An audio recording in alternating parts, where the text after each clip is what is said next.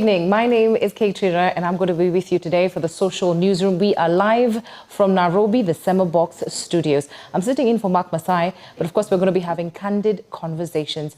Remember, you are streaming us on Facebook and YouTube as well. Your comments are welcome. Your questions are welcome as well.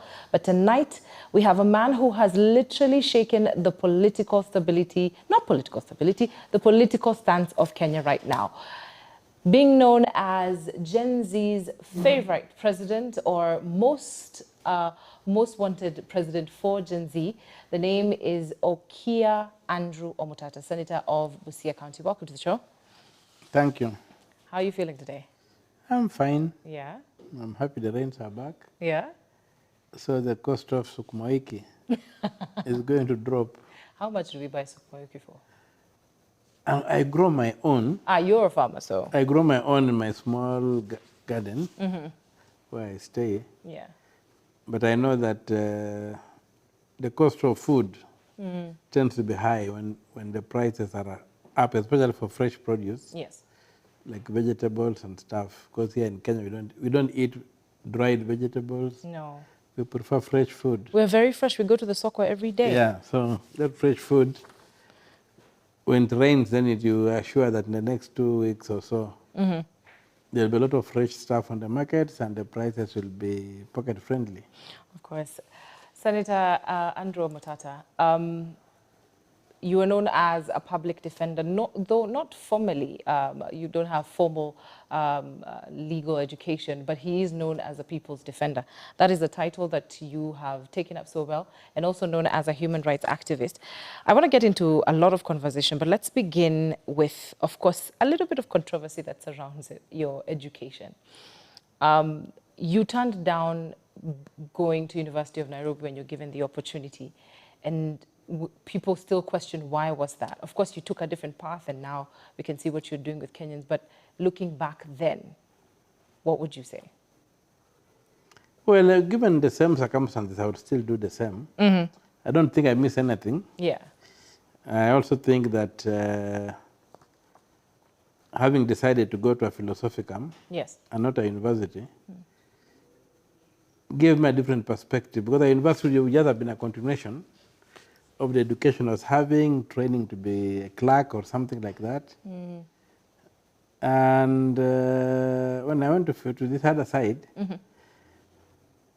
I was training to be a human being, an all-rounded character. Yes. Not basically one who engages in basically agency and whatever, but one who looks at life in a slightly more comprehensive manner and defines satisfaction in broader terms than just material things. Which is essential. And also lives your life in others. You don't just live your life in yourself alone. You're too small to live life. So you want to live your life in other people. Yeah. See other people also benefit from what you're doing. That way you get... that's the education I got when I went into the philosophicum and whatever, and so I began to look at things from a different value standard. Which I think is standard for you. I don't look at you in terms of what you own. I don't value by material things. I don't consider myself or value myself by what I own. I just understand I'm a human being, like the next fellow human being, made in the image of and likeness of God, whom I must respect and worship in you, as I do it in myself. So that's basically the kind of training I got into then. So I broadened it's like it opened a different dimension from the usual mechanical, transactional life whereby give and take. Yeah. Yeah, it also gave to a point whereby you could just give and give and give. Yeah. I think if there's one thing Kenyans are really looking for is a leader who is willing to give. There's something you've touched on. You've touched on ownership, what people own. And one of the biggest questions right now we have for a lot of parliamentarians and people seating in any seat of government is their worth. How much are you worth? How much do you own? And one of the conversations and one of the questions that keep coming up, because you are a human rights activist, the question of having human rights activists paid for what they do. That question has been brought up several times, and I would be doing a disservice if I didn't ask you directly. Yes, you have to look at the human rights area. You have organized NGOs, and they're also divided in NGOs that do development work, governance work, like a lot of work in health. There are NGOs in health, in education, they do a lot of work there, and they're supported by charities and stuff like that. We also have some in governance who do that. Now, unfortunately for me, when I got close to NGOs, I realized that they were largely supply-driven. Supply-driven? They were not demand-driven. What do you mean? Supply-driven in the sense that a donor could say, call for proposals. Okay. And then people would write those proposals. So there's a supply of money that's available. Then people would write proposals to do it. When it came up like, we want to go and vaccinate hyenas, people would go and write proposals about vaccinating hyenas, and very lofty ones, and get the money. Me, I wanted to be demand-driven. I wanted to deal with an issue on the ground the way it is. So I ended up not being a very good fellow in terms of joining civil societies. So I decided to be a civil society person, okay, individual, okay, not as an organization. And that's how I've been able to do my things with autonomy, without control. There are certain things I've done which may be mainstream civil society organizations. Their donors would say, no, don't go there, don't go here. So they're on a leash, sort of. So when I went solo, I do my business, I finance myself with the little profits I make, and I'm able to do what I want to do, and I'm driven by the demands I see on the ground. Of course. So I see a situation, I can say, is it worth intervening? If it is, I intervene. I cannot be asked to do this or do the other. So I've never been able to fall in that area whereby money determines what I should do. I tend to look at how it could work, and being a believer in the rule of law. Right from the Garden of Eden, you find that on creation day, after creation, God tells Adam and Eve to have dominion over all this stuff that I've created, but never gives them dominion. He places them under law. And if only they had said no to the invitation to break the law, we would still be in paradise. So I look at the law as a very, very important area, because if you fix the law, you touch so many lives. Yes. And that's why you find that a lot of my activism has been anchored around leveraging, using the law as a lever that I can use to price open government services and stuff like that. And I've done quite a bit in terms of holding government accountable, trying to achieve this and that. Sometimes you win, sometimes you lose. But even when you lose, there's clarification that comes out of what you have struggled, because there's no way you can lose in court. And of course the message as well. Yeah, there's always clarification. Yeah. And so that's how I've continued, and so far so good. Some people say, how do you finance your cases? But they think I hire lawyers. May I sit down and draft my pleadings and go and argue them myself? Yes. So all I need is my time. Yeah. To understand, what cases at hand. I still want to stick on to being an activist and going back to a man in chains in 2008 on Harambee Avenue. I think that was a very bold decision. And I don't know how many fought you on it, because I bet when you made the decision, whether in your office or at home, people were uncertain of exactly what is he doing, what message is going to happen, and how will the government react. Do you remember 2008 at Harambee? Yeah, it was, I think, 17th of January or something like that. Yeah. 2008. It was a process that culminated in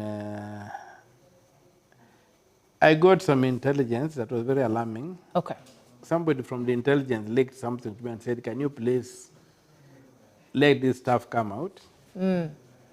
Because it's an attempt to commit atrocities or massacres in Kakamega, Kisumu, and Eldoret as a way of intimidating the opposition.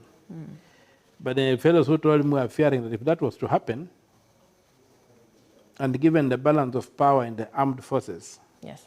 there was going to be a retaliation from the armed forces, and the country would fall into military rule. So they just wanted a way of getting that out. Now you remember at around the same time Michuki had banned, the late Michuki had banned live TV coverage. Yes. So I could not hold a press conference. So that was the first result. That's how you wanted to send the message out, with a press conference. Okay. So I then said, now what do I do? So as usual, I went to the Basilica and did my meditation and prayed, and I said to my God, now I'm going to sleep. When I wake up in the morning, I want a clear cut. Give my ideas. And one that I will not be injured. And Nairobi declared a curfew, Nairobi declared a lockdown. The Jews were surrounding Uhuru Park, all over. So the idea that I woke up with was to go and chain myself at Vigilance House and be able to attract the media. And I did attract plus international media. And I had the papers that had been leaked to me. They were snatched by the first policeman who came. But at least they realized the thing was out. Yeah. People would call you an anti-government, senator half the time. And the fact that you have mentioned or given out your bid, or you have mentioned that you would like to vie for the same seat, how would you handle the same grace if it happened to you? Because come 2027... What happened to me? If you have the same situation, you're anti-government, that's what you are half the time. I'm not anti-government, I'm a loyal opposition. Okay. I'm a loyal opposition because what I'm deciding, what I want to do is to see this government run well. If you ask my wife, every day, including today morning, I prayed for Ruto. What did you say in your prayers? I prayed for the vice president. I prayed for the government, for the cabinet. Yes. That the Spirit of the Lord may descend upon them so that they can govern this country in a manner that benefits everybody, especially the weakest. And my desire even now is to see Ruto succeed. If he can turn around and succeed and run this government according to the law, I will support him. Okay. The idea that they can run the government outside the law as an outlaw, a government of outlaws, a government by outlaws, for outlaws, is not acceptable. A government by outlaws for outlaws.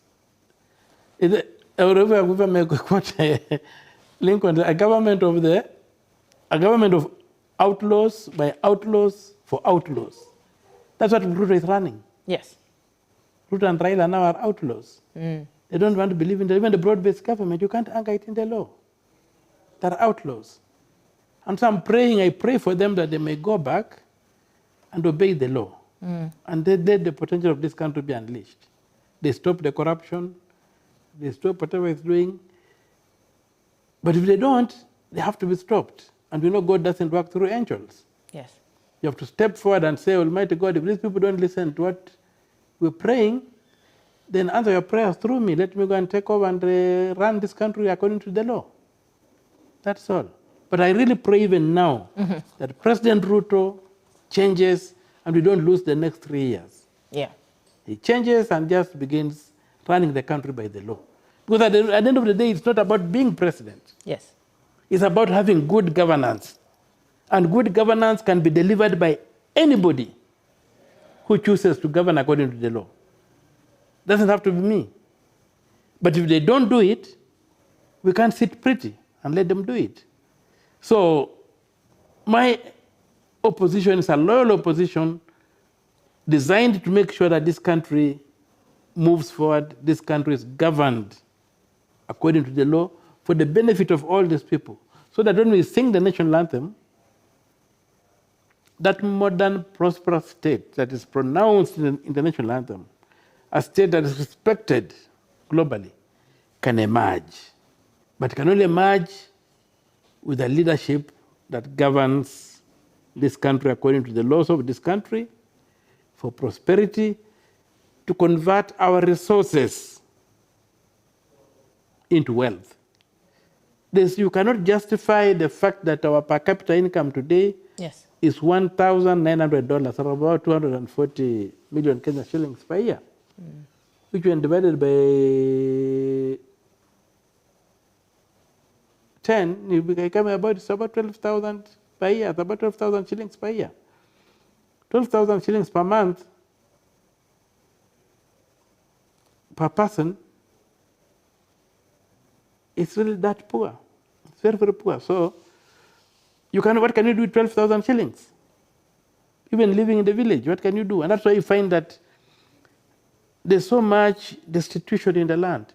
We need to make sure that we are doing at 30,000 USD. Yes. 3-4 million. So that if at the end of the day, everybody has got about 200,000-300,000 shillings in their pockets at the end of the month, the country will be thriving. Look at Medicare. It's a total mess. We are moving away from provision of health as a right. Yes. To health for profit. And then we want to sugarcoat it as universal health care. It's not. It's health for, we are moving to the American system. Even if it's done very well, we shall end up where the Americans are, with a lot of good hospitals, a lot of good medicine, but only those who can pay insurance premiums can access the medication. Before we go into health, I want us to go back. There's a statement you've mentioned. This government is run by outlaws. Yeah. A government run by outlaws... For outlaws. For outlaws might just position the judiciary to be unable to function. You've been quoted to say judicial independence is a journey and not a destination. So far, there's an attempt of having a free judiciary. The Constitutional Court is largely good. The Labour Court is lacking in some areas. You continue further to say, if you look at any body language of some of the judges, it is like they are trying to please the executive. This was on the Standard newspaper. You are against what the judiciary stands for. No, I'm not against what the judiciary stands for. It should stand for the rule of law. Okay. But and there are some very, very brilliant judges who do excellent work. The ones in place right now? Yeah, some of them are very good judges. They do very good work. Occasionally there's a spark of brilliance. But you find that there's been a problem the higher you go. Yes. And especially in the culture whereby judges on these benches now behave like choruses in a Greek play. This like Supreme Court that we have, is it fully independent, according to you? I suppose there's no reason why it should not be independent, but my only problem is they hide in their numbers. How so? They write a common judgment. Okay. What you would like to see at that level is to see the reasoning of the jurisprudential philosophy, the philosophy of a judge coming out of their writings, and then if they're agreeing, they can say we agree or we do with dissent or whatever. But this thing that the Supreme Court is a chorus, where 7 judges return a yes or a no as a chorus in their judgments, is a bit frustrating. Because it means in reality, it's 1 or 2 judges who are working. Yes. And most likely the brilliant ones, or the ones who intimidate others. But the others are just passengers who come to provide quorum. The quorum makers. So we'd like to see, and you'll be able to see that in the judgment. So if you have dealt with those judges in the High Court, especially the judges who have come up through the High Court and come up, those have encountered. Yes. You read a judgment and say, oh, this is so and so. Or you can tell from... Yeah. Even without the name being stated. But those are already signed by all the 7, but you just say this is so and so. Okay. This is one. So that idea that the benches are behaving like choruses are the issue that we need to address. But the judges are also exposed. Yes. In the sense that the judiciary fund has not been operationalized. some judges are openly corrupt because if you are a judge, if you are an advocate and you are living in Eastlands, Yes. and you become a judge, and within a year you are in Runda, what has happened? So there's a lot of that. There's also very open and obvious lifestyles that expose one to have been a beneficiary of more than their salaries, and then maybe they invent things at night and then patent them so they make money that way. Okay. But there are some who you just say that some of these guys are just really trading in justice. But I believe that also you have also to be fair. To whom? Unless you can nail an individual, I cannot condemn a group. There is a current petition as we speak to remove the entire system. To disband the Supreme Court. Yes, and I don't know where you stand with that. With the statements you have said that some of them might just be, filling up their pockets as soon as they're sitting on that seat. Their judgments sound like a chorus. There is barely any independence. You seem like you are for the petition that has been filed. Well, I've been also a victim. Okay. In one of my petitions, I think it was, I don't remember exactly, it was one of the petitions that went to the Supreme Court. Yes. They dismissed it. They dismissed it, and then I remember it was paragraph 49 in their ruling. They spent their time admonishing me, claiming I had been seen, I had done some comments on social media and disparaging the judges, and they were warning me, should I repeat it, they would take stern action against me and whatever. And I said, but where is my right to be heard? First of all, this issue was not before the court for determination. Yes. Two, they are saying they saw something on social media. Okay? How it found its way into the court, I don't know. Three, they never invited me to defend myself. Yes. Social media can carry anything. So up to today, I don't know what it is. I'm still wondering what to do with that particular condemnation by 7 judges. Yeah. Because I'm entitled to a good reputation. Of course. Article 35. Of course. Close to. So I think there's been that problem, and there's something like that happening when the judges really violate your right Yes. to be heard, Yes. which is an entrenched right, and the whole bench of the Supreme Court does that, then you are dealing with something that you don't understand. So do you support this petition? No. Okay. I don't support this petition because the petition has not particularized the incompetence, the offenses, and whatever. Pick a judge and say you took a bribe. Okay. And this happened. You did it. There's no hard evidence in that petition. And I wish they'd apportioned blame on each judge. I know people like somebody like Advocate Nyamodi has got a slightly stronger petition that is not being given the limelight. I think it seems to go for specific issues. Okay. Nasir and Nelson have a petition. I find it a bit woolly in the sense that they put the judges together, and you even saw that day Klenaola saying I did not sit in the Tuju matter. I did not sit. So why am I being placed in that group? You see. In the same place, yeah. But in my case, if I was to move my case, which may be with more reflection, I might have to move. Maybe just to have it expunged, or even to have the judges declared incompetent. I don't know, but it was really scaring that judges of the Supreme Court can make you a subject of their judgment without giving you a chance to be heard on the issue. They are saying, I could have made the mistake, I don't know. So up to now, let them tell me, let them show me the clip they saw, and let me maybe contextualize it, maybe help them put it in context. Yes. Before they give me a stern warning and a threat to deal with me viciously if I repeat it.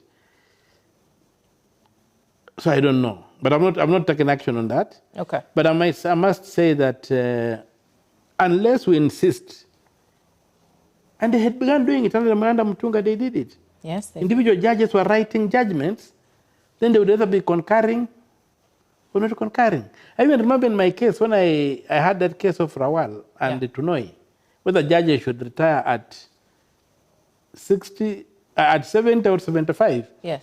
And when I looked at the bench that was in the Supreme Court, I did not even have a snowball's chance in hell. Because? Because Tunoy and Rawal were the subjects. They wanted to retire at 75. Njoki, Ojwang, and Ibrahim justices Yes. had issued a paper saying justifying why judges should retire at 75 and not at 70. Mutunga and Smokin Wanjala justices were members of the Judicial Service Commission, Yes. which I had sued for not retiring judges at 75. So when I looked at that bench, I said, nah, I'm just going to be slaughtered. And I had just won in the High Court. The victory was in the High Court. It was victory in the Court of Appeal. Yes. And there was a certain death in the Supreme Court.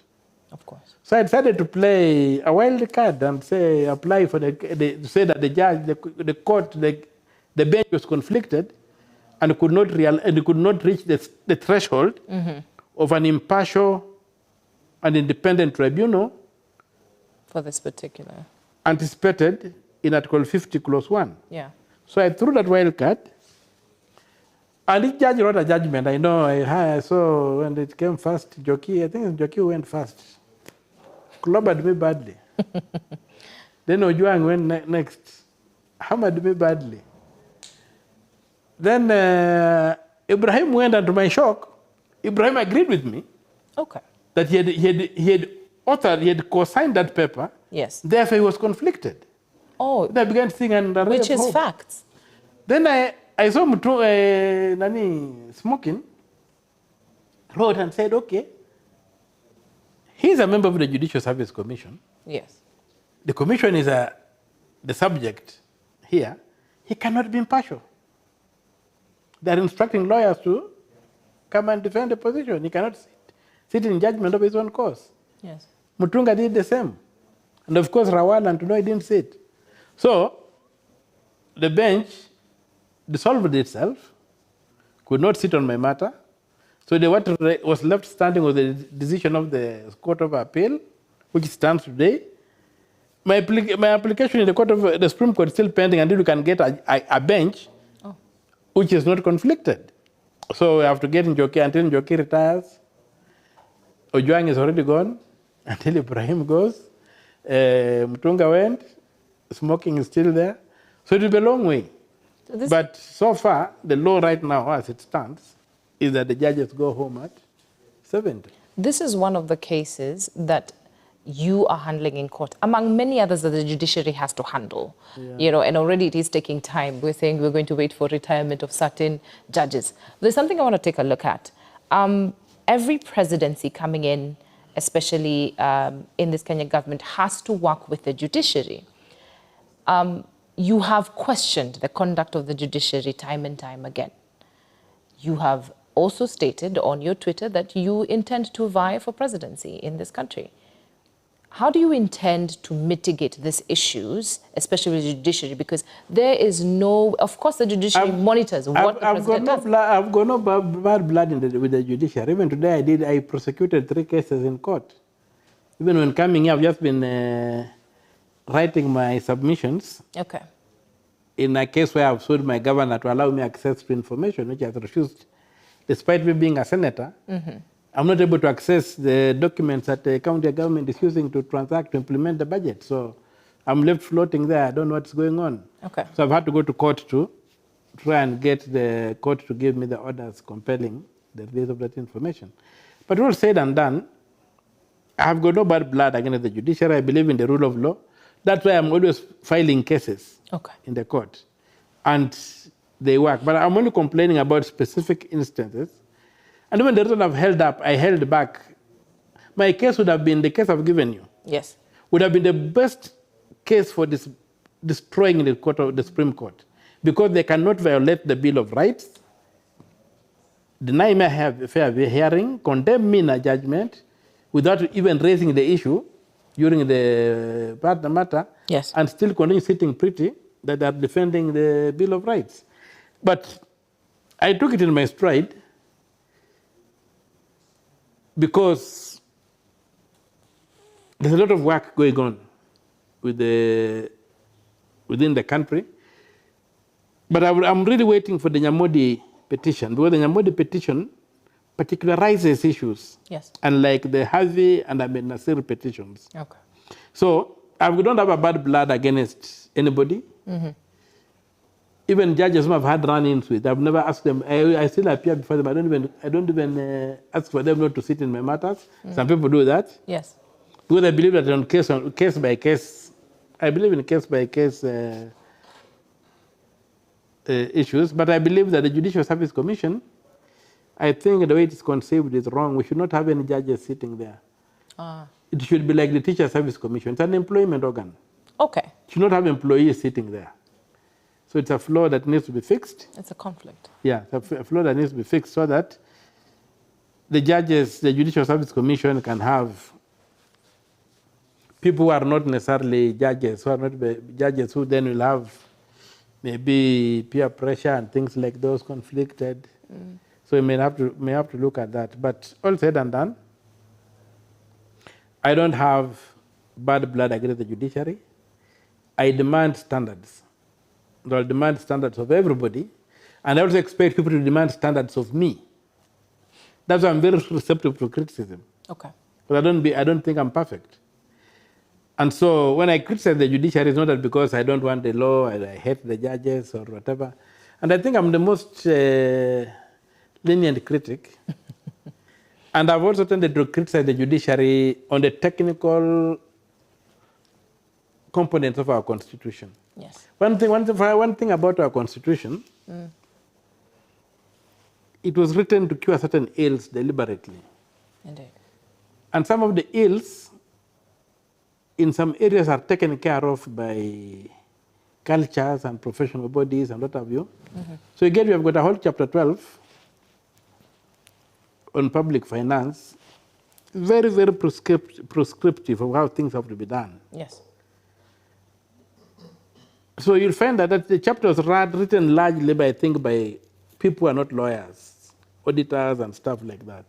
So when you come to it and you find the way the courts have tried to interpret it, you find that they really miss it out. They miss it and then just make a mess of everything. You find the chapter on elections. Also, the judiciary has failed to interpret it right. Even see that the judges of the Supreme Court have complained that the 14 days are given to write a judgment are too short, because they are thinking in terms of manual elections. Of course. But if you look at what is in our electoral system and you look at what happens in Brazil, we copied from there. And these are purely digital elections, which are in real time, so that even if there's a problem, the question of opening the gadgets, the servers, and you'll see whether there was an algorithm fixing things, or you can verify them. Or any operations. Yeah.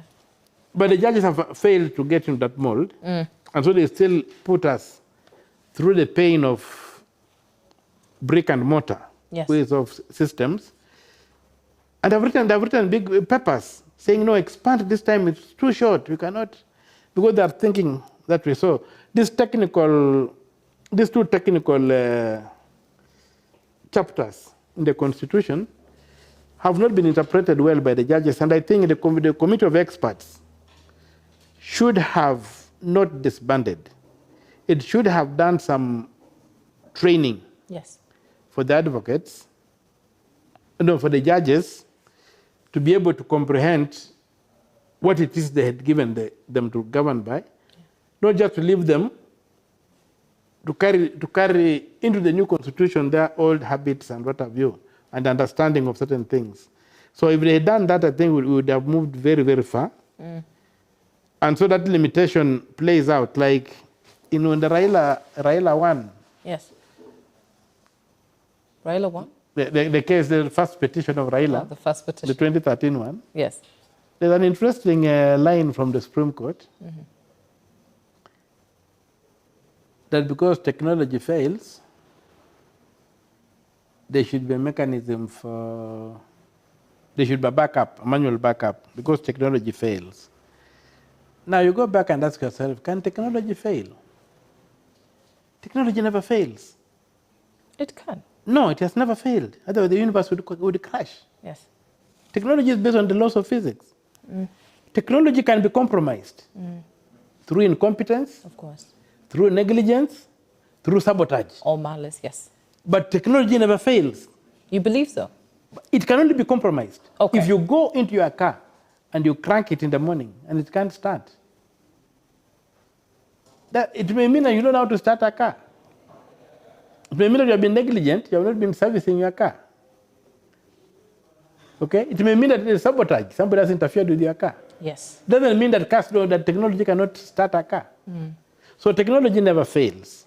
That's the standard. So if they had come from the point that technology never fails, then they would simply say, okay, when you can back up a digital system with another digital system.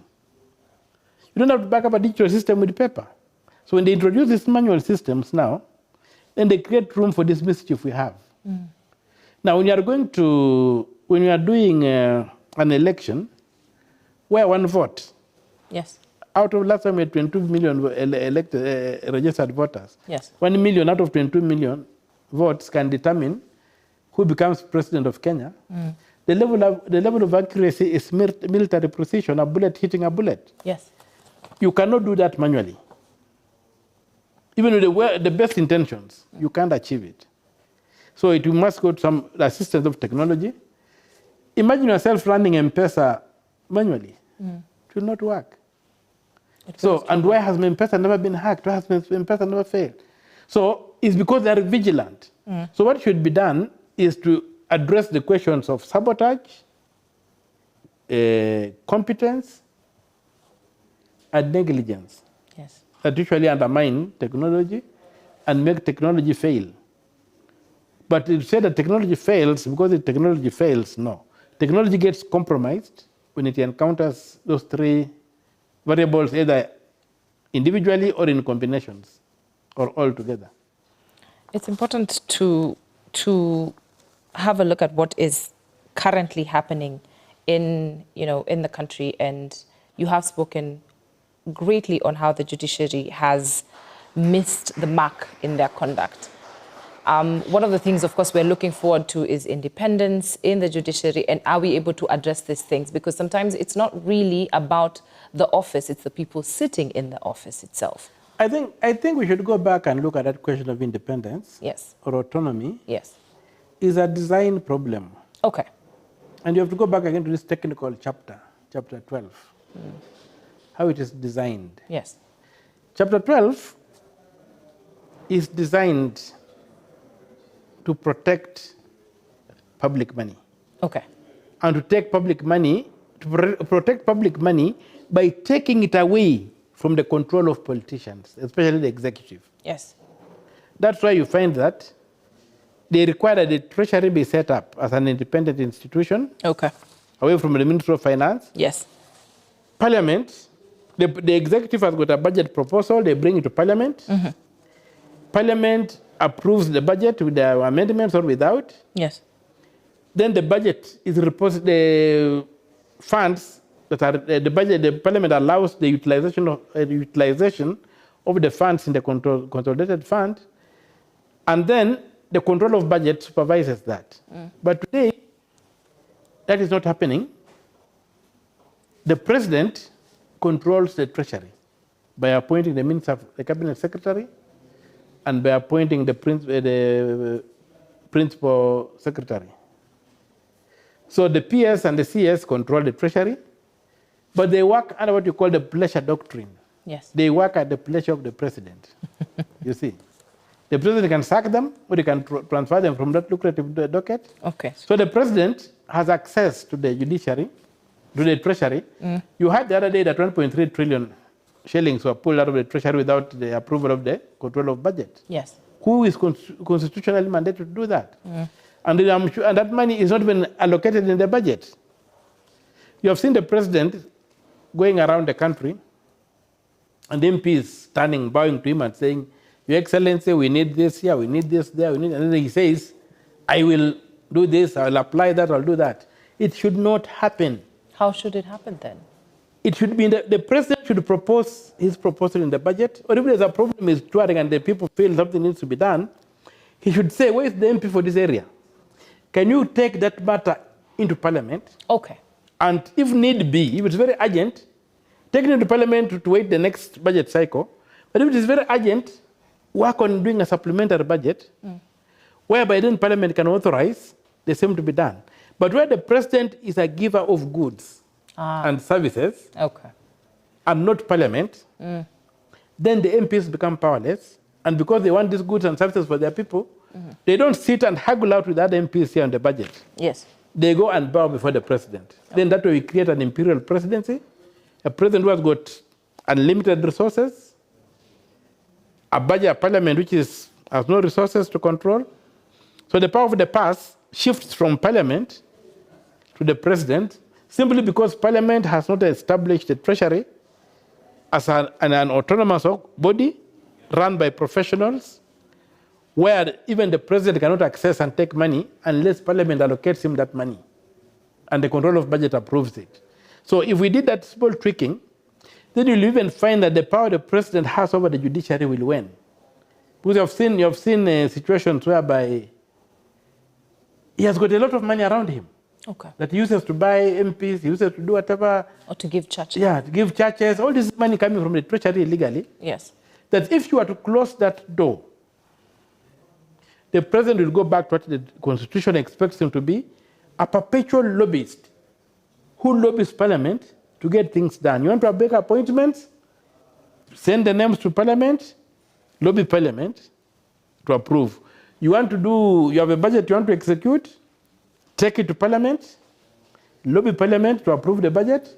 And at that point, MPs with various issues will also look at the budget and say, okay, how is this budget serving the interests of the people who sent me here? Then you'll get a balanced budget. And then now once the budget becomes the tool of governance for a country, we will not have these issues of that we are discriminated, people left out, and the fight for the presidency will not be vicious. You're seeming to say that the Treasury should actually be under the controller of budget. Yes. But what is to say that the controller of budget cannot be manipulated just as it is being run? There are two institutions. Okay. The Treasury is under the National Treasurer. Okay. And then the control of budget and Parliament, the Treasury is like a bank. Okay. The check is signed by two signatories. Yes. Parliament through the budget, and the control of budget through an approval. So first of all, before the money comes out of the Treasury, it must be in the budget. The first signature is Parliament. For sure. That's already happened. Just pass the budget that will fund this. Now, when it comes to implementation, the control of budget looks at how the implementation is and then approves for money to be spent. That way, the Treasury now becomes like a bank run professionally. Look at the central bank. Why have they been unable to penetrate it easily? Because of the structures that are there, yes. The independence the government enjoys, the security of tenure, and all those things. If we invested that in a national treasurer, and then the control of budget, and the parliament are the only tools through which you can access that money, not the presidency, you'll find that the president will now concentrate more on ensuring that he has got budgets that can be progressive, and he will be able to ensure that since he can't buy anybody, he has no money to buy anybody with, he will ensure that he governs according to the law, and will be able to get a parliament that is autonomous and that can check the executive. Right now, the executive controlling money means parliament has no voice. My parliament only has a voice. Senator Oki, are you saying the parliament has failed? Parliament has no voice. It's totally dead. The current parliament has no voice, even the previous parliaments. Well, what you talk about, when you talk of an imperial president, okay, is a president who has unlimited control over the national purse. If we get the national purse under the control of parliament, the voice will be in MPs, both in the Senate and in the Assembly. Assemblymen and women and senators will have the voice to control this country and to influence the president. Because the president will have to be referring to them for approval to do what he wants to do. Yes. Today, he doesn't have to. And the best thing you can do, there's the budget that is usually passed by Parliament annually. Okay. Then you have got what we call the Statement of Actual Revenue and Net Expenditure, which is published every end month by the Treasury. Now, when you look at the two documents, this statement should be a real statement on how the budget has been implemented. But when you look at them, you find that there are things in this thing which are not in the budget. Okay. And what the executive is implementing is a secret budget that is not the budget Parliament passed. That's where the problem is. That questions the legality of the budget itself. Yeah. No, the legality of the activities of the president. Of the president, yes. Not of the budget. Because Parliament has surpassed the budget. In fact, the president should be prosecuted for not following the budget, because the budget is the law. It's a law. It's an act of Parliament. Are you saying William Samoei Ruto should be prosecuted? Yes, for not following the budget. The budget is an act of Parliament, which is a law whose breach should have consequences. And I think maybe we need to put a penal caution in the budget that anybody disobeying this budget is committing a crime. Okay. And we prescribe a sentence there. Because even the budget by the county assemblies are being disregarded by governors. Yes. And yet that's the law.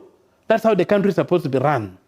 So when you look at the statement of the monthly statement of actual revenue and net expenditure, you find that the executive implements a budget that has not been approved by Parliament. Yes. The budget approved by Parliament was a mere formality. It was signed into law and left on the shelves.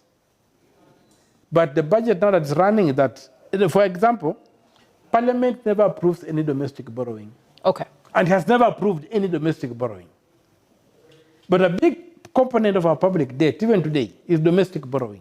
Where does the executive get the power to go for domestic borrowing? The only thing that allowed for domestic borrowing is overdraft, sort of, which should be settled within the year.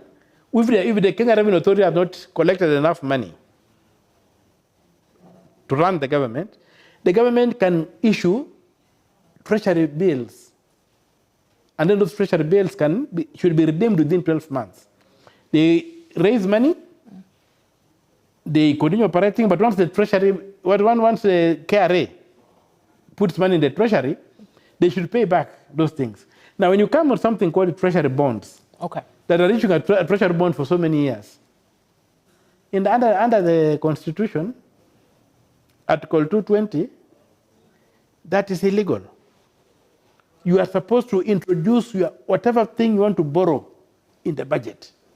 These treasury bonds are not in the budget. And it's a major conduit for stealing public funds. Because what mostly happens is that they're going to borrow this money and simply introduce debts into the consolidated fund. And because debts, this kind of debts go into the public debt, they become an automatic charge in the consolidated fund. Yes. So they can borrow that money, even return it the next day to the banks, but have introduced a debt. And then using this debt, they're able to take money out. Calculations we have done, for the 10 years Uhuru Kenyatta was president,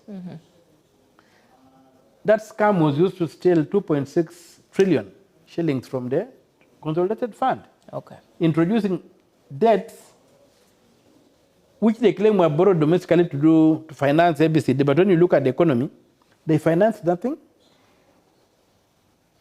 They claim they borrowed this money disappeared.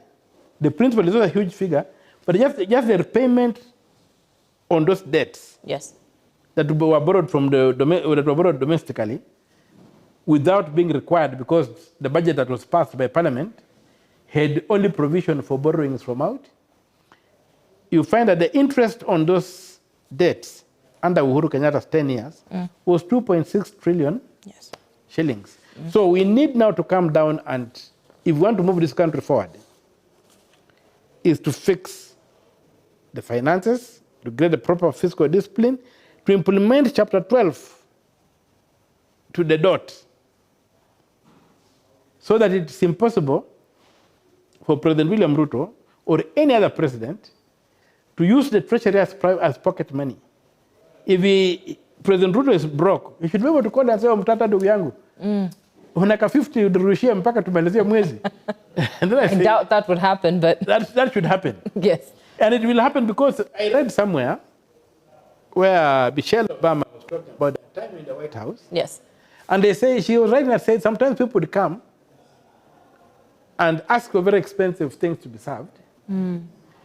They did not know that there was a limit to which the state could pay. Anything over and above that had to come from Obama's pocket. But we don't see that limit with the Kenyan government. No, there's no limit with that Kenyan government. We've talked about the way the government has been run, and we cannot move forward without highlighting the events of 7th March 2025. 10-point pact with the former Prime Minister Raila Amolo Odinga and our current President William Samoei Ruto. Them coming together. It's not new. We've seen it before in the past 3 governments. And the nusu mkate politics, you have been in politics for quite a long time.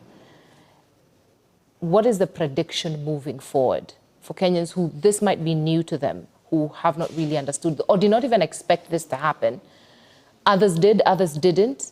But what do we look forward with this 10 pact, and where do you stand with what happened? Well, I think this one, the chalice Kenyans have been handed this time is full of poison. Okay. The other poisons were not as lethal as what is here. And the poison is that it contains a proposal to mutilate the Constitution. And if you look at the 10 items, yes, there's nothing new in it except one. All the other 10 things are already in various legislations. Okay. Okay?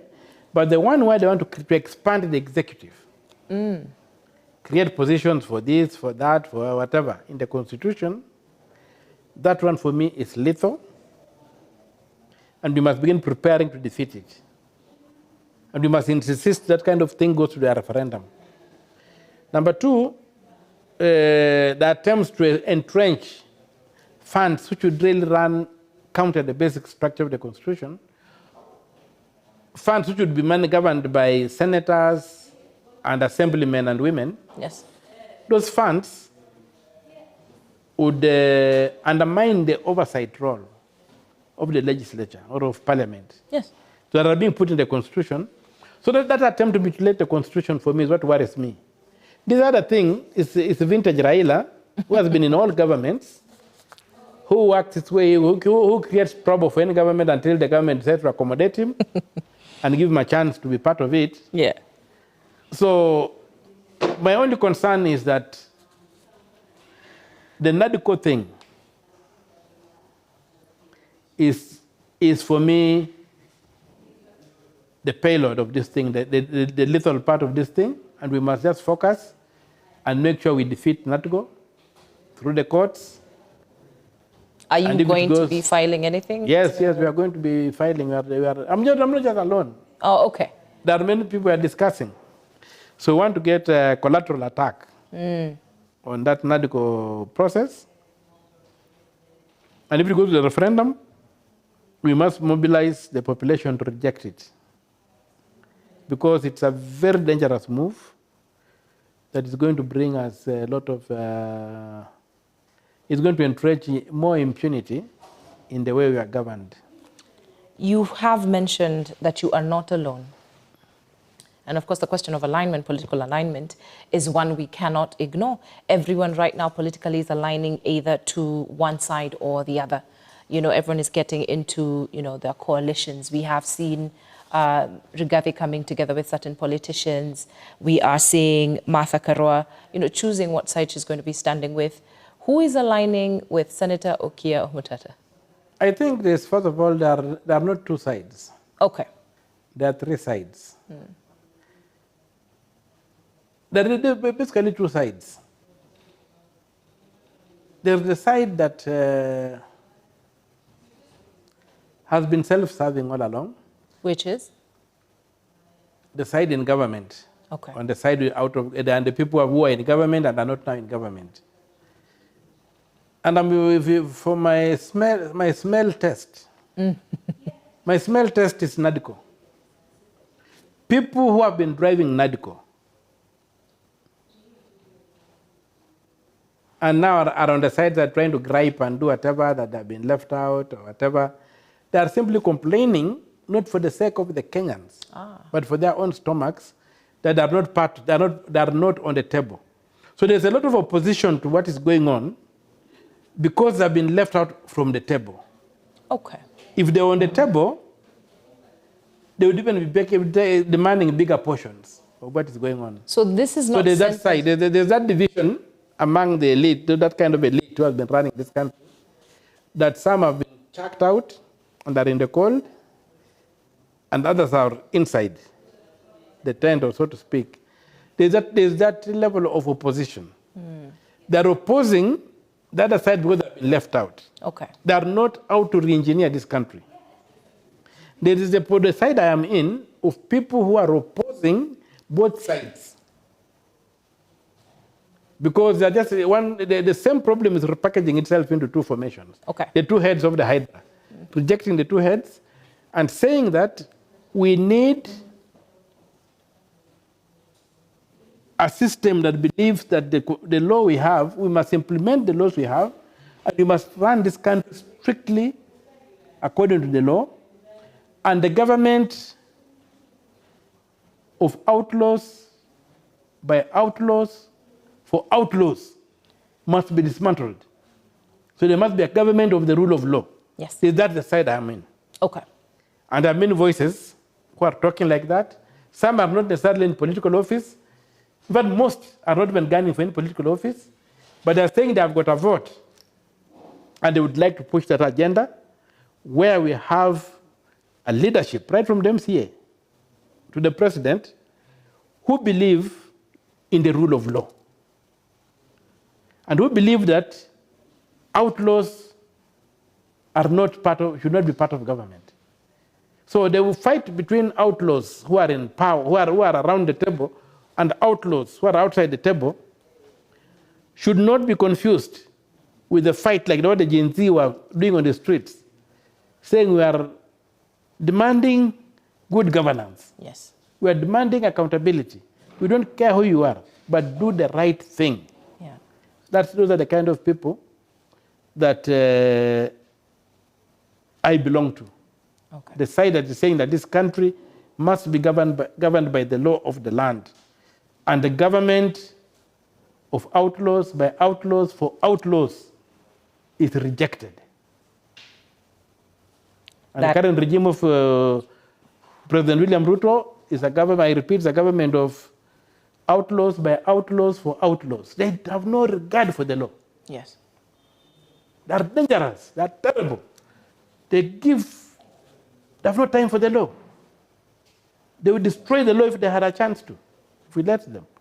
All they want is to get to the resources of the country and loot them and feed on them to the point whereby some of them are now even, from what they are doing, they look like they are richer than the country. There's a fear that this government by outlaws, according to you, Senator OKIYA, that this government will bulldoze its way into 2027 elections. We're 2 years in, 2 years closer to the election, and having that in mind, and you are actually one of the people vying for presidency 2027, I hope you're ready on. Are you confirmed to be on the ballot, by the way?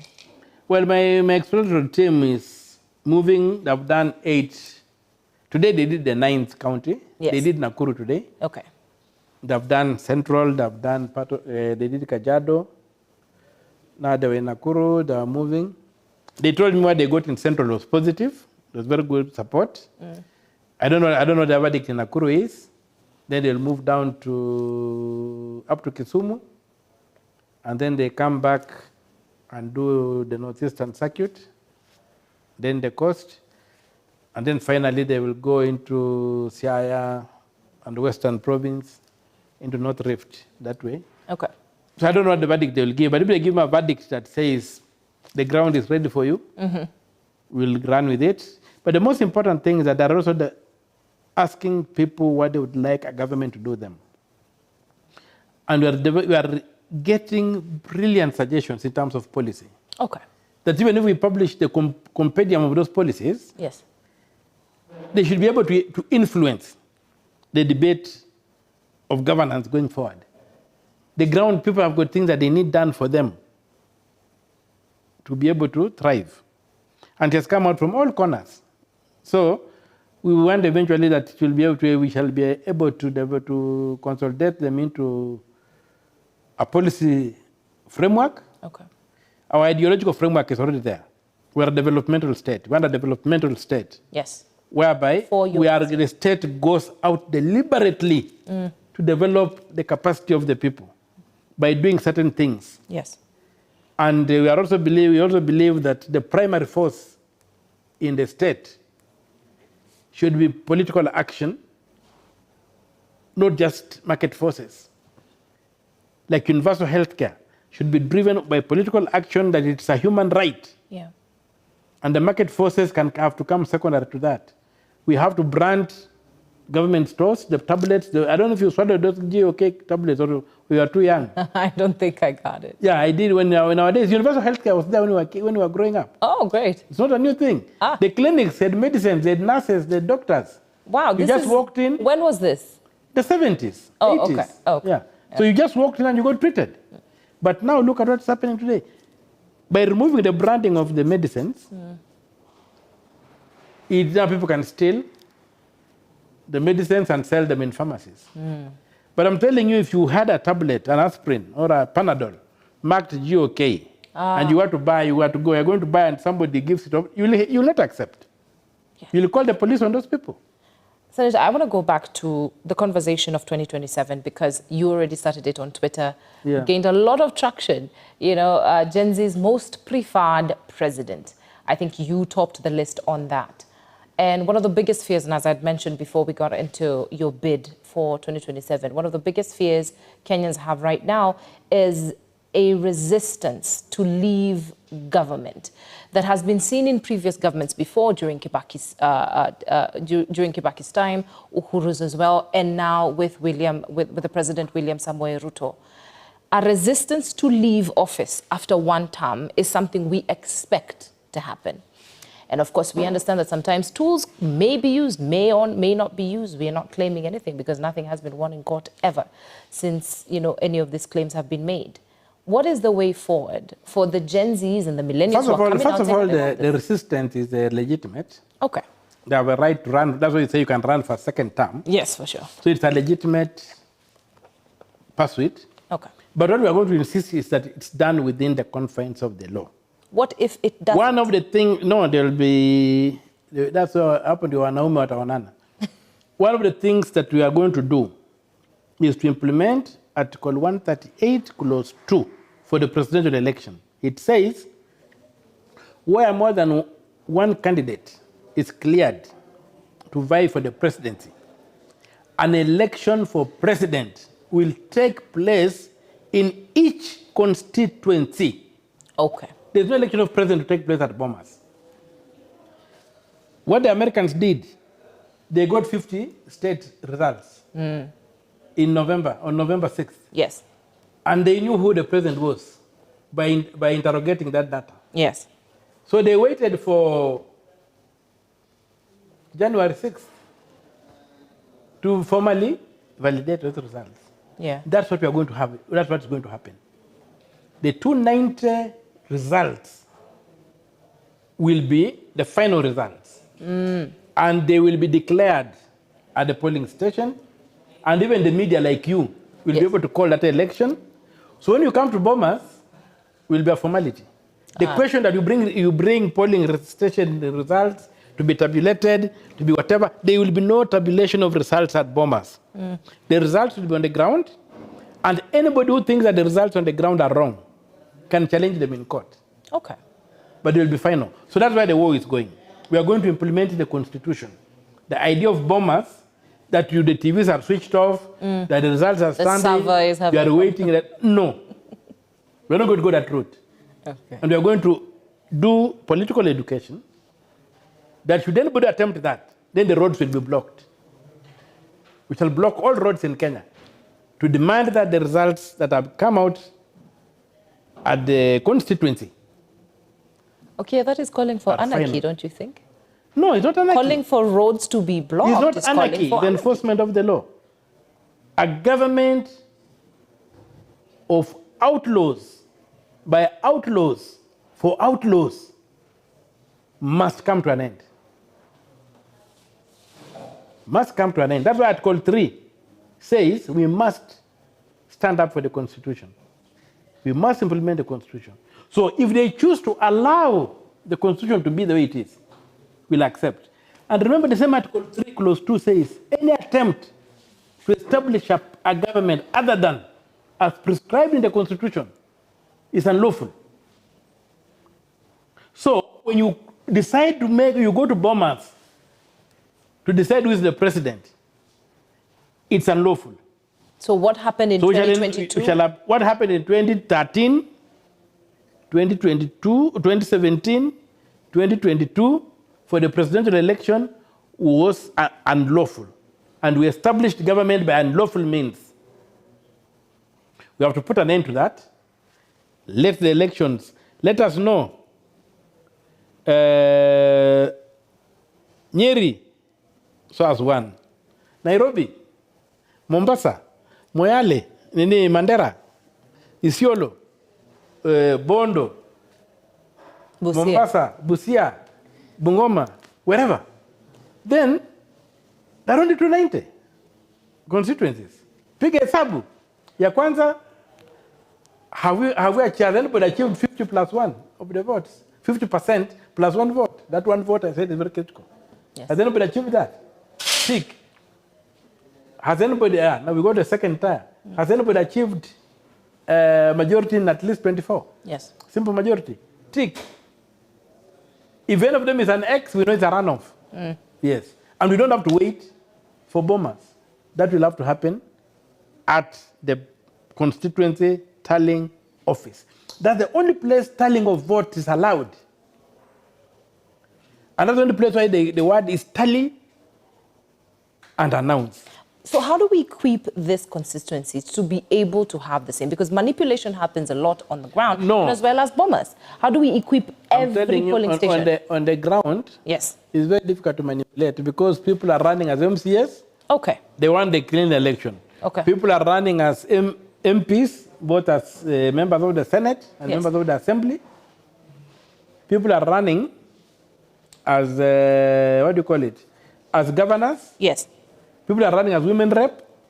So the local competition is a checking mechanism that is very high. Okay.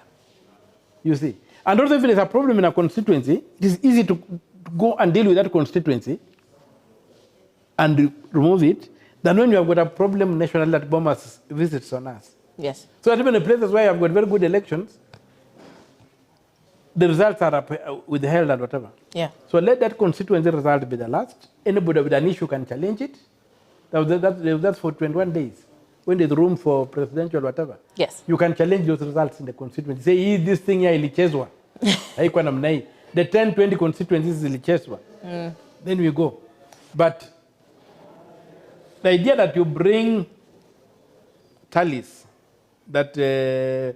tallies from the constituencies, from the polling stations to bombers, thousands of miles away, of hundreds of thousands of polling stations. Yes. That's where the problem comes. Then they cook the figures and they confuse us. You see, that conversation of saying they cook the figures is something that we have seen with the opposition, which is now in government in their 10-packed fashion. When you say statements like that, are you predicting that you might not win the 2027 elections? You said people hang on to these things by the skin of their teeth. Okay. No, I'm telling you, there has been that problem, whereby you have had inconclusive results. The other thing we want is digital elections. We have got a structure in Chapter 7 of elections that are supposed to be prompt, simple, yes, verifiable. They don't even have room for spoiled ballots. Oh. I mean, you know what system can give you an election where you don't have spoiled ballots? It's the only digital. Okay. Paper will always result in spoiled ballots. And you remember under the 2013, the spoiled ballots were so many, they were like a third candidate until the Supreme Court decided they will not be counted. That's how they got out of the mess. But that was also a mistake of the Supreme Court. At that point, the Supreme Court should have nullified the election because there's no provision for spoiled ballots. The court should have said, what on hell, how on earth are we having spoiled ballots? But if the court overreaches itself and begins amending the Constitution to say that spoiled ballots are not accepted. Yes. The thing is, the votes cast. The statement is 50% plus 1 of the votes cast. Yes. So the assumption is that you cannot cast a bad vote. Ah. You get me? Okay. That's the language of the Constitution. So, and how can you not cast a bad vote? The only way you cannot cast a bad vote is through digital systems. Because you will have, once you press, it goes. You choose, press, it goes. It might give you maybe like 3 or 4 minutes to correct the ballot you have cast. Yes. But it will still be a valid ballot. It will not be a spoiled ballot. You cannot have a spoiled ballot digitally. Look at referenda when you are trying to change the Constitution through a referendum, a popular initiative. Yes. They would collect 1 million signatures. I'm telling you, the IBC give them 1 million signatures, even the DCI. Yes. Give them 1 million signatures to verify. Yeah. They might need 10 years. Ah. So, the framer of the Constitution anticipated digital signatures that you simply run across a screen maybe in 5 minutes. It tells you it differs proper biometrics from the fake ones and tells you this thing, the million mark has been hit or it has not been hit. Yes. Even the last BBI thing. Look at I asked the IBC, what did they do? They said they matched ID numbers with what they have in the register. Now, who told them that you need the ID numbers matching?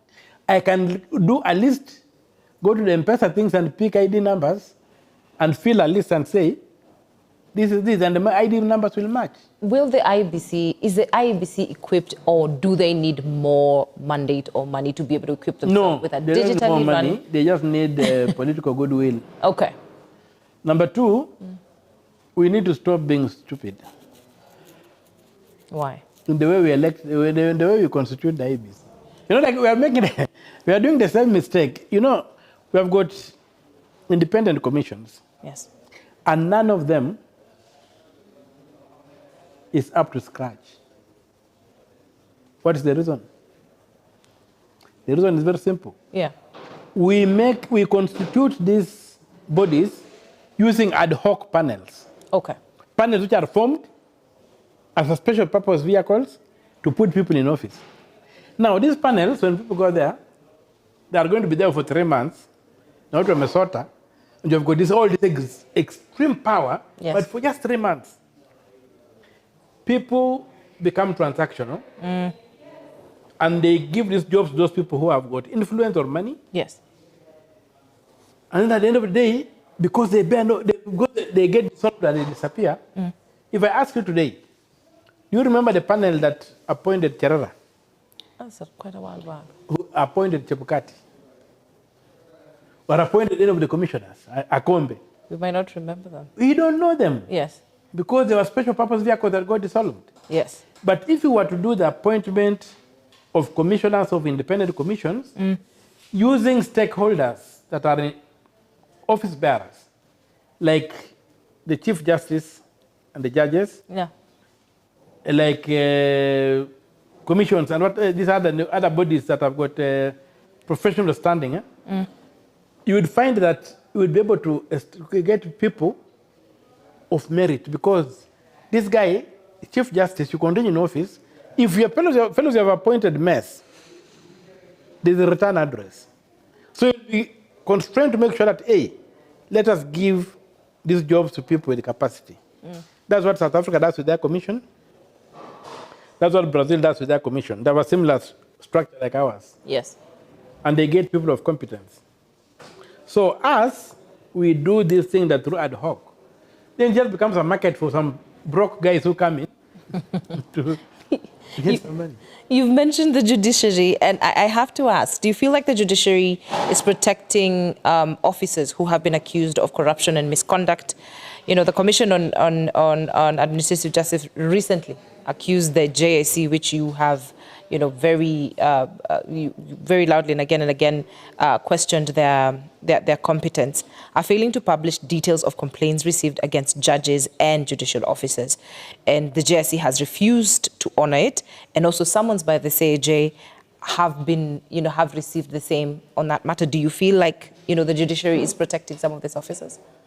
I don't know on what basis they are doing that, because you need public participation, you need transparency and accountability in what they are doing, and I would expect that since it's a formal charge, it should be a public document. Yes. Unless an order of the High Court makes it not accessible for various reasons, like if it's a case involving a minor, they may want to do it in camera. Of course. But any case filed is supposed to be a public document. And anybody who thinks that it should not be public should move the High Court to lift the right of people Yes. to access. But then what law would the High Court be using also? Yes. You see. So the only act you have on access to information is the one in the Access to Information Act. And the very chapter Article 6 of the Act restricts access to a very, very small body of information, mainly in the security sector and in intellectual property. But these are the things that somebody has misconducted themselves in an office should be open there, so that we can see whether justice is being done or not being done. That one I agree with the Commission on Administrative Justice. Yes. But the problem is that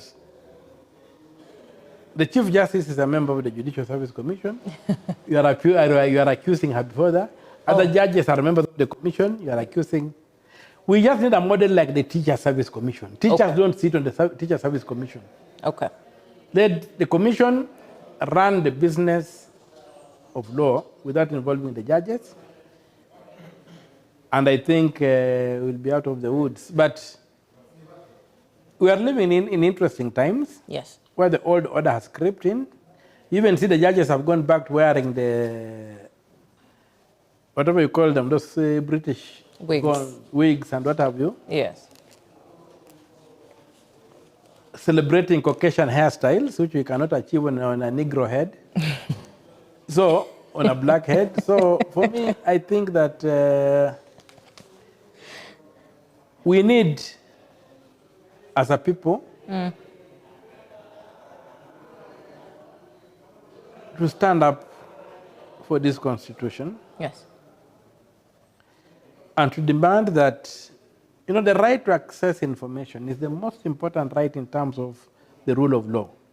It's only by knowing what is happening that you can agree whether the law is being followed or not being followed. So, if the government operates in secrecy, if the Judicial Service Commission operates in secrecy, yes, how do you know whatever they are doing? And yet, one of the mandates of the commissions is to uphold the Constitution.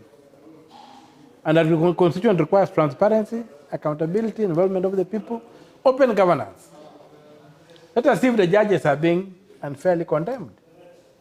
Like I saw about the Lanaola thing I've given you, Lanaola saying, look here, I didn't sit on that bench. You see.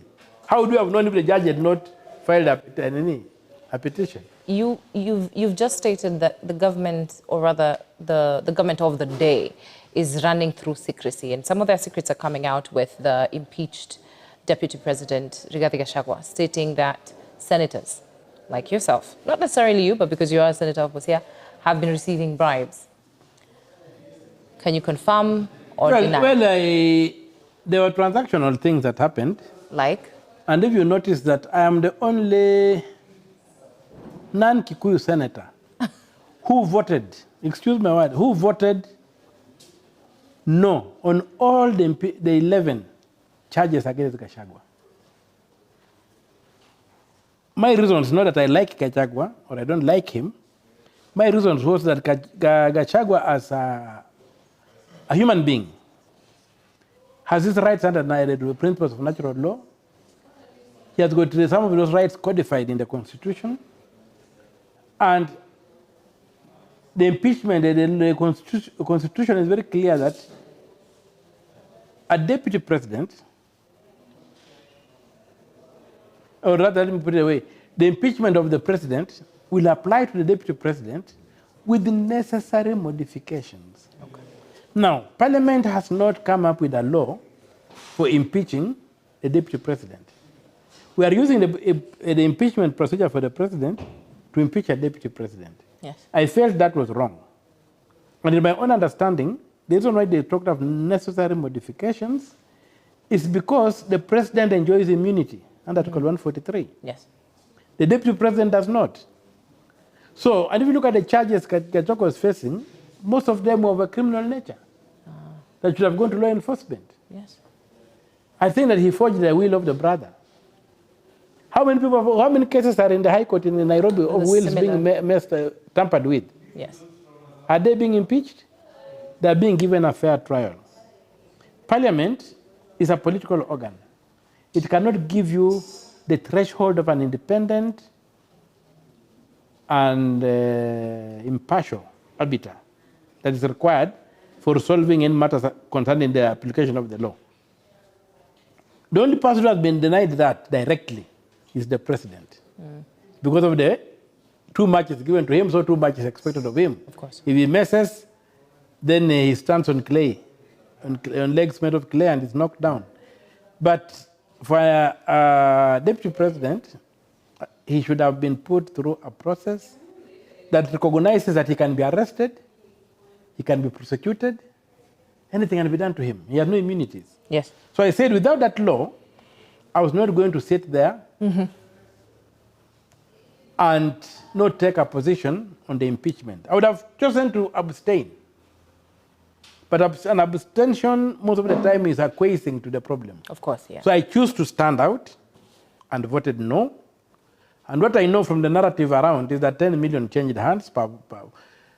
You were supposed to just, if you were to just vote one, to tick one item no, or any yes, you walked away with 10 million. So you were 10 million less off. So I declined to take 10 million okay. by voting my conscience. Not even voting again for Gachagua. I just voted my conscience that a man must be given a fair hearing. And I would read that I've been prosecuted 28 times. Republic versus OMTATA.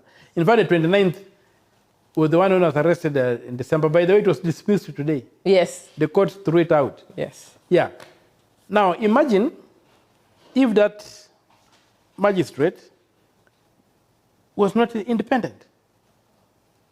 Would she have thrown away my case? No. I would still be dragged in the courts by the state. But she exercised independence of mind and said, you cannot arrest these people, bring them here several times without a charge sheet. You can't charge them, and we keep holding them. Throw it out. So as a person who has been prosecuted very many times, I dread the idea of an unjust judge. Okay. And I cannot be an unjust judge. Yes. And that's why I said for Gachagua, even if Gachagua is the devil they were saying he is, give the devil his due. The 10-point pact between former Prime Minister Raila Odinga and William Samoei Ruto has left a gap in what we call the opposition. The National Reconstruction Alliance, NRA, which you vied with for the Busia Senate. Yeah. Is it going to take the position of opposition? The opposition structure in government yes. is a system that would require some decent behavior from ODM. You know, ODM are being a bit nasty. And I think the best I've heard somebody somewhere is that ODM are like characters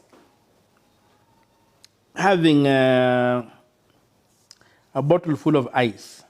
Okay. But they're arguing that they don't have water. They say, ice maji. This is barafu.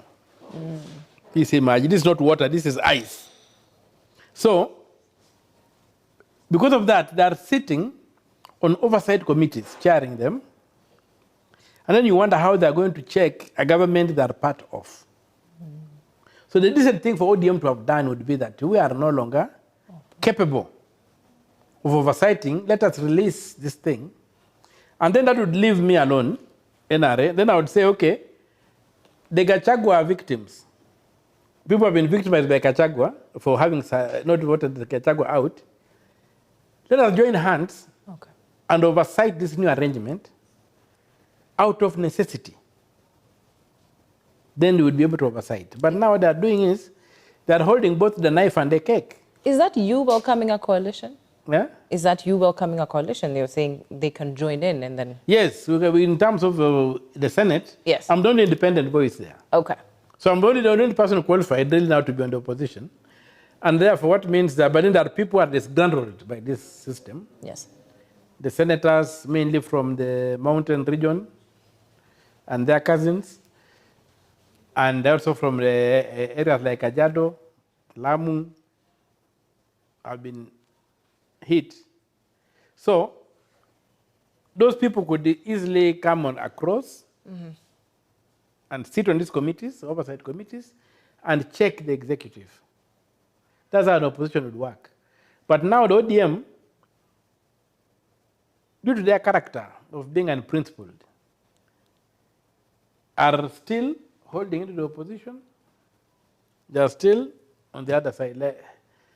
So what do you do with that kind of person? A person who is amoral. Not even immoral. Amoral. No concept of morality, no concept of right and wrong. It's a concept of what is possible and impossible. If it's possible, game. I'll do it. Not that it's right and wrong, no. Yes. If it's killing you and eating you is possible, they kill you and eat you and move on a full belly. Yes. So with that kind of attitude to government, then parliament becomes totally confused and corrupted. And so I'm expecting a very, very, very, very darker clouds to hang over this country. For the next 2 years?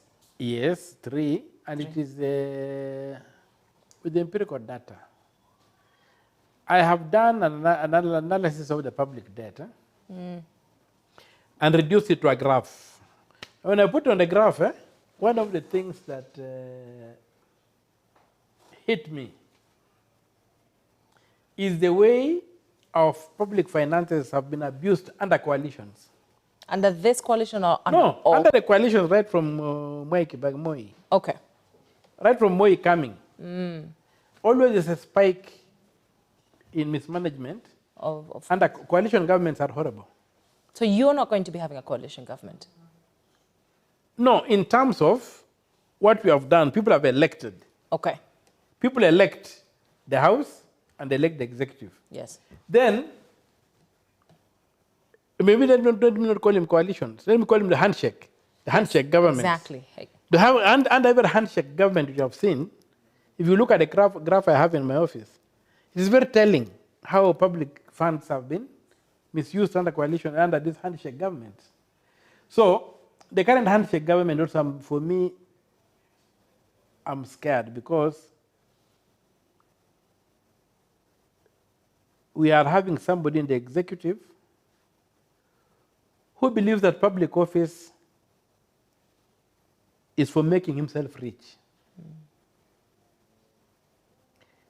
This is a person for whom public office has been used to enrich him.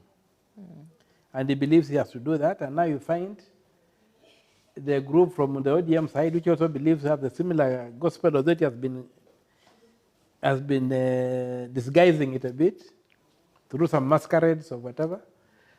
But that's what I expect to happen. And we are headed into very, very troubling waters. Yes. In terms of the finances of this country. Yes. That is quite a fear. And I know you have, at the beginning of this, you said you're a very prayerful man and you pray for even the man sitting on the state today, sitting at State House today. You have been very vocal on what you dream for Kenya. I would hope to see the coalition that you'll come together. There are a couple of videos and photos that have been going around of you and CJ Maraga. And then I wonder, are we going to be seeing you and CJ Maraga work together towards 2027? Well, most of the, I don't have any picture of myself with Maraga. There's one that was created by Gen Zs, I think. Yeah, they've been created, they're Yes. driving towards that direction. Yes. But for me, what I'm saying is that it is really not a question of individuals. Okay. It's a question of the agenda. Like right now, I'm very busy building an agenda. I want to construct a vehicle that I believe can deliver this country. That's why I'm taking the expense of having people go around the country. The first time this has happened in this country. Yes. Somebody to go around the entire country, and then we come down and begin now developing a policy framework out of which we shall develop another popular manifesto. We are also doing another thing. There's a group that is doing an audit of finances to see how much wastage we have and how much savings you can do if we did this and that, and how then you can how much you can get that money to help people. One of the things that must be done is that the pay slips of Kenyans have to be liberated. Yes. We must have disposable income in people's pockets. That's when the economy moves. Yes. So we need to cut away these useless taxes, get out of them these silly taxes. But also we want to look at budgetary corruption and the ordinary wastage, see how we can save that money, put it through into health, put it into education, put it into transport, put it into incentives for agriculture, so that we can begin serious production, both of human resource, because schools are factories for human resource. Produce good human resource, have proper transport. The kind of chaos we have in Nairobi here, it's a major drain on the economy. Yes. That everybody is driving to work. You see, Nairobi is due for a light train system. Even if it's one that is circular, in circles like what you have in some countries, so that the economic zones don't mix too much, because some people might want to carry luggage and what and what. Even if it has to be there, but we need some form of transport that is regulated by the state and managed by the state as a public good, not mainly for profit. Yes. The country cannot be run by profiteers. The matatus, whatever, they will have their role to play. But ultimately, we must organize public transport. You must be sure that you can leave your house, get to work on time, leave your house, get back to your kids on time, efficiently like that. So, but to get money to do this thing, we need to liberate education. We are a developing country, we cannot afford to make education be out of the reach of any class of people. Yes. Our Einstein might be born somewhere in Mandera, you see, Turkana, or Kwale, Busia, or wherever. That fellow must be able to come to the top. So we must create a system whereby our children go to school not on the basis of the wealth of their parents, but as a right provided by the state. So to do that, it requires money. So I've got a team that is right now working on our budgets and trying to establish whether this kind of programs can be run without bankrupting the taxpayer. This idea that, the whole thing is that, the country is a bit sad. Eh? Yes. You find that when we do our budget, the budget is supposed ideally to be funded by taxes. So we do a budget, then we find our taxes are not enough, so we do some borrowing. Yes. We realize that our taxpayers have really reached the Hague. Then, by some stroke of madness, I don't want to call it genius, a stroke of madness, we come and create funds. Yes. Where again we tax people more to these funds, housing fund, levy fund, the chief fund. Now we wonder, where is this money coming from these taxpayers who could not fund the budget? In the first place. The first place. So how are you, again, creating funds to impose unnecessary taxation on them? So these are the kind of things we need to clean out. Yeah. and make sure that you have got fiscal discipline. We turn out with budgets that you can manage, and we plan the development of this country in a way that it is geared towards production. And as for a developmental state that we have, we must take control of parastatals by giving them to deserving bodies. For you to sit on a board of a parastatal, Yes. you must be qualified within that area. If it's Kenya Airways, you must understand aviation. You must do an interview where you give your projection of what you would do with your 3 years Yes. to keep the airline afloat. So we're not going to put it there that boards of parastatals are dumping grounds for people who are loyalists or friends of those in power or who supported those in power. No. We want to make parastatals professionally run so that they can help the takeoff of the economy. What we are doing in this country, and we get messed up, is that you have a very beautiful parastatal like Kengen, Yes. a jet engine. Then you bring a board that's like a Volkswagen. So you are fitting a jet engine on a Volkswagen, my friend. Disaster. And all our parastatals are jet engines on Volkswagen bodies. We won't keep They up. can't do anything. They just get dismantled. And that's why we have got a lot of failure in our parastatals. But a parastatal is a building block of a developmental state. If you look at the Asian tigers, Yes. it is parastatals that brought them up. But they gave them to the Obo people, and they punished anybody who messed. Because the basic idea of a parastatal is that we have a strategic area Yes. in the economy. Yes. None of the people in the economy are rich enough to invest in that area and keep that productive within the polity. So you pull resources together, create a vehicle. You should give it to the best drivers to run that industry so that the dividends can now return to the country. Instead of letting outsiders come to invest and to grow their profits And leave. and leave. Yes. That's the whole concept. But then now we began doing what? Right from the Jomo Kenyatta.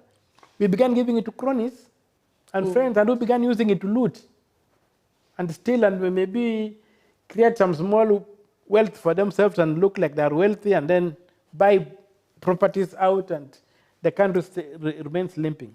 So parastatals are an area that We should fix. Yes. Yes. And by the way, I've litigated and gotten orders saying exactly what I'm saying. Okay. That the people should be filled competitively. I've orders of court. But are they being They're executed? not being executed. And among the things I'll do when I get elected, and I'm using the word when, Yes. is to implement court orders Okay. overnight. Respected, whether they are for OKIYA or for the people. Yes. Get orders. Let the court orders be implemented as one of the first steps towards rule of law. We have got so many court orders that are being defied in terms of, especially in governance. Yes. Let those court orders be rolled out. Senator, from a border county where you're from, do you support the lifting of the strict vetting processes that have been put there for the IDs? We recently had it a couple of weeks back with the president lifting that. Now, the president did not lift anything. President Ruto is just being a mkora. Well, he did say He's being a mkora because the issue of double vetting or special vetting for some people, this was special vetting for Arabs, special vetting for Foreigners. Indians, Yes. special vetting for Somalis. Yes. For some reason, there was no special vetting for Europeans. But for Somalis, But there should be. these three Yeah. was challenged in court by the son of this former man who is the commissioner called Al-Busaidi, and also challenged by Khalif Khalifa before even this constitution came in. Yes. They challenged it as being discriminatory. The cases went on. They were before Justice Ojwang, before he came to the Supreme Court, to the High Court judge. and verdicts were given. And the verdict that was given was it declared the special vetting, the extra vetting, as unconstitutional, null and void, and ordered the Department of Immigration to come up with mechanisms for ensuring uniform vetting. Now, the El-Basaidi thing it also called for quashing of the vetting. Yes. But the court refused and said, when you look at the Constitution, Article 12, it's clear that only Kenyan citizens are entitled to an identification document. Therefore, there must be a mechanism of establishing a Kenyan from a non-Kenyan. Okay. So there has to be vetting. The court say that. Now, in May last year, 2004, that process was concluded. 2024, yes. By the Department of Immigration. They came up with a uniform vetting standard that is applicable across board. And the vetting standard is now foolproof. Yes. To the extent that where they used to have chiefs sign, they're using the thumbprints of the chiefs. Yeah. And I've taken all the biometrics of the chiefs. Okay. So when somebody presents themselves, you present yourself with the document of one of your parents or with your guardian, you fill the application form, the chief signs and the chief seals, then that he has identified you. Yes. Then the documents are now brought to Nairobi, they are put in the database, and it's able now to ferret out people who are not genuine, or if you are using false documents, they're able to identify them. Yes. And right now, the level of registration of aliens or people who are not properly qualified Yes. has dropped very much. The vetting committees also used to be infiltrated by bribes. Of course. And they could clear people. And because most of the vetting committees were from out, they sometimes did not know the people. When you say from out? From outside the region, the domestic government administrators. Okay. Like the DC, whatever. These are people who are civil servants sent from outside the local region. Yes. Not like the chiefs. Not the local chiefs, Not the local of chiefs the area, there. yes. And so the local chief of the area is now bound personally to the identification of the person. Yes. So the department changed the word from vetting to identification of applicants. Now, what the president was doing, he saw that he needs the support of the Somali community. And so he began payukering, saying that he has lifted the extra voting, he has done this, he has done the other, to create all this confusion. Okay. But the truth of the matter is, one, he has got no capacity to do that. He can't. He has no power to do that. These things that are in acts of parliament. So this is an act of parliament cannot be amended by a presidential declaration. Are we together? Yes. So the president is claiming to exercise power that he doesn't have at all. Number two, the system of identifying applicants for IDs from May last year has been universal across the board. And it's more rigid and it's based on biometrics. So those committees were not no longer part of the law. So the law was changed. So what is happening really is that the president maybe wanted to cut some favors here and there, and he put the way he did, but he put it in a dangerous way that people can refuse to be vetted. Yes. You see. So vetting is there, is continuing, Yes. and must continue. And the president lifted nothing, because he has got no power to lift anything. But he wanted to get mileage with the Somali community by pretending he has done one or two things. Yes. But he lifted nothing. He has no capacity to do anything. So the registrar of persons is equipped to identify Kenyans. And I would urge Kenyans to go out and register en masse. To go out and register en masse.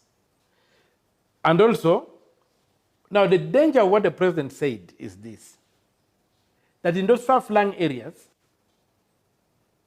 they could post the impression that this has been done, and therefore the local people will not be able to complain when there's mass registration Yes. of aliens. So there's the possibility of abuse. So for whatever reasons he did, I like the reaction that came up and people said, no, That's not right. let Kenyans be identified and given ID cards. So the only thing that was removed was the discriminatory vetting of the three communities, Indians, Somalis, and Arabs. Yes. That was removed. Okay. I think we're about to come to a close, and I know you've got so many. And that's why I've not even spoken about that vetting thing. Because I knew everything the inside. So it was all a gimmick. No, but it was a catch-22 situation. Okay. That if you don't speak it out, maybe in a forum like this, and you go and on a political rally, you'll be shouted down. Yeah. Either way. Either you're for it or against it. Yes, and either way you'll be shouted down. Yes. So the best thing was for me to say, okay, the truth will out. Yeah. One day. It will come to the top and people will be known.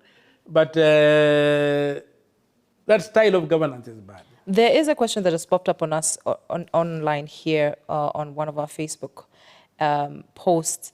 And the question of abductions, of course, we are against it, you are against it. But there was a controversy that was leveled against you when a blogger and Twitter user, or X that is called right now, Kibet Bull, was abducted. What was your recollection of what happened? What do you think about the accusations that surrounded you and I the abduction? think it was just manufactured. Yes.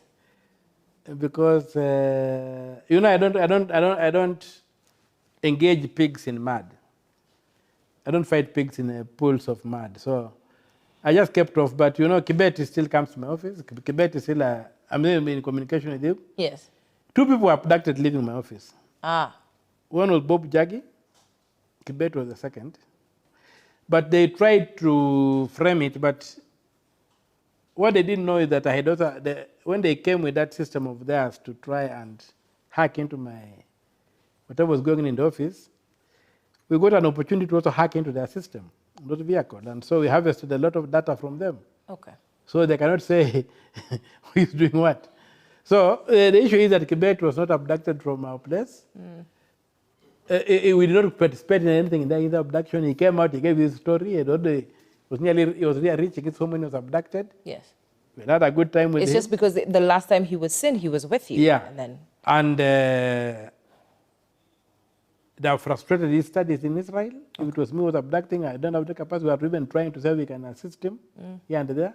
He remains a friend. But we were just trying to do that to create a narrative to scare people away from my office.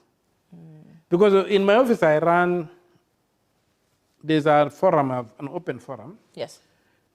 Where we discuss matters of public policy, politics, governance, and things like those. We can get you like a resource fellow to come and deal with governance and media, of course, what you have been doing, and we get youngsters to come there. They are trying to frustrate that traffic. Even you commented that the people who have accompanied me are just young boys. Yes, which is good. Yeah, so these are the people who are trying to scare. So they abducted Kibet and tried to paint me that I did it. But it has come out was... Another fear that crops up in Kenyan politics is popularity on social media versus popularity on ground. Well, that's why I'm having my exploratory committee is not on social media. Okay. We're not doing any exploration on social media. We are doing it on the ground. I'm an elected politician. Of course, yes, you are. So I know where the votes are. Yes. Yes, that's why I'm on the ground. And but the social media can also not be ignored. Of course. They're influencers. And it's right now, drove... and if you look at what has happened in recent elections, social media has played a very big role in mobilizing the voter, because this is how these people get news. They seem to report for each other. So that's how they get their news. Traditional media has sort of been set aside. Even like what you are doing now could not happen a few days ago. Yes. Just the other day, you could not get somebody just with a camera shooting and broadcasting. For over 1 hour having... You needed to have a whole building full of all manner of gadgets and security men and what have you. Yes. With government regulation. And so we cannot ignore social media, but it's not the only factor. Okay. It's one of the factors in a campaign. And Me, I'm looking at both. And I'm a realist. But what I want to do, first of all, is create a viable vehicle for moving this country. And what I do with my team, I've told them, I want an agenda. An agenda-based. Of moving Kenya, Yes, from GDP of 1,900 USD to 30,000 USD within a period of 5 to 10 years. What do we need to do to convert our vast resources into wealth?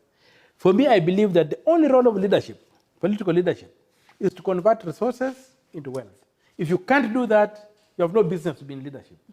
Well, you have called it the government of outlaws who are turning government resources into their own wealth. What is your message to President William Samoei Ruto? Please share it on our camera. You can send a message to him today. My message to President Ruto is that make the law your ally. Don't make the law your opponent. Do things according to the law. Come up with policies that support the law.